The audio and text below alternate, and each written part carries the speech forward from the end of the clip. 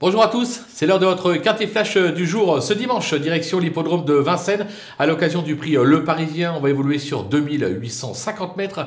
Il y aura un rendement de distance de 25 mètres pour les plus riches du lot. Des chevaux qui sont rompus à ce type de tournoi, on les connaît parfaitement, ils se tiennent de près pour la plupart. On a toutefois quelques trotteurs qui se détachent, qui semblent être des bonnes bases. Derrière, c'est plus ouvert, il va falloir être bien inspiré.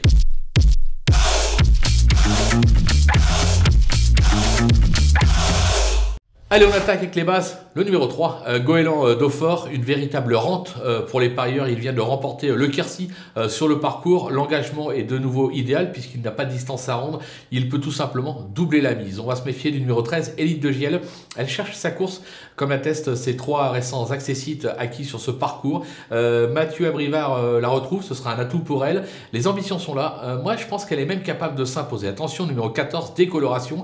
Elle retrouve son jardin et le parcours de son dernier succès. Rendre les mètres ne sera pas un souci. Si elle fait sa valeur, elle sera pas loin du but, surtout que son entourage ne cache pas avoir visé cette épreuve. Donc voilà, 3 bases en béton au départ de cet événement. Du côté des opposants, on va se méfier du 10, Diego de Cao. Il est irréprochable ces dernières semaines et retrouve ici la piste de son dernier succès.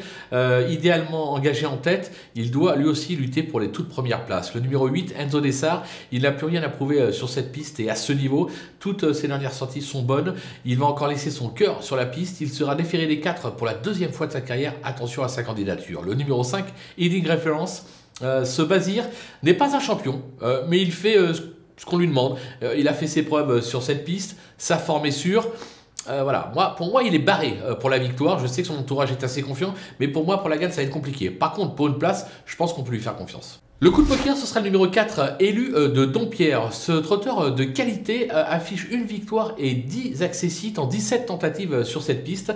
Il a été préparé pour cette course en province. Il est pieds nus cette fois, avec Eric Raffin, ce qui peut faire la différence. Ça fait partie des chevaux qui sont, ou du moins qu'il faut surveiller de près. Je pense qu'il peut venir pimenter les rapports. Les outsiders avec le numéro 15, Elvis du Vallon, c'était trop dur. Dernièrement à Laval, aux 50 mètres dans le GNT.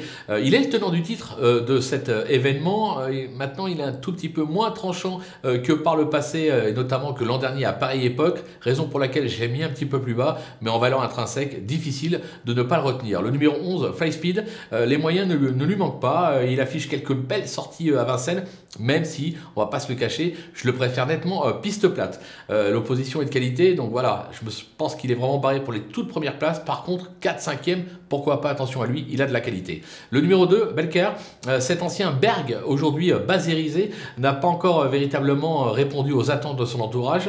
Maintenant, il a fait surtout ses preuves sur les anneaux scandinaves. À Vincennes, ça se complique un petit peu. Maintenant, JMB nous dit attention, c'est un cheval qui possède de la qualité. Il est assez confiant, pas pour la victoire, mais pour une place, raison pour laquelle je le garde. Et enfin, l'As, Al Capone Steka, qui vient de courir en progrès sur ce parcours, mais force est de constater qu'il n'a pas encore répondu aux attentes, lui aussi, de Fabrice Soulois.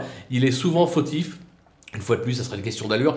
Mais même en restant au trot, je pense qu'au mieux 5e, mais pas mieux, comme on dit. Les délaissés, on prend des risques parce que c'est ouvert pour les places. Le 6, Charlie Delaunay, voilà 2 mois qu'il n'est pas sorti des 3 premiers. Sa récente 3e place derrière Kennedy est encourageante, mais il ne sera pas sur son meilleur parcours. En effet, il affiche 0 sur 4. Junior Galpa dit que le cheval est bien, qu'il a sa chance. Voilà, moi personnellement, on ne peut pas tous les retenir, donc j'ai préféré tenter l'impasse parce que je pense qu'il y a bien meilleur au départ. Le numéro 7, Diane Winner, ce Garato compte quelques bonnes sorties à Vincennes, mais reste surtout un spécialiste des tracés de province. Dimanche, ça me semble compliqué, on aurait pu le voir pour une 5e place. Si vous avez la place, gardez-le.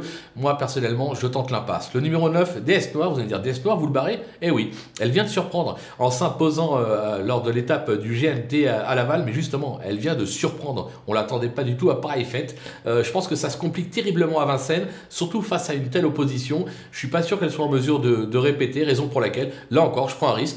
Mais je l'écarte de ma sélection. Et enfin, le numéro 12, Grantard, il a conclu son meeting d'hiver par 2e place sur 2100 mètres. Et depuis, il a enchaîné 6 échecs.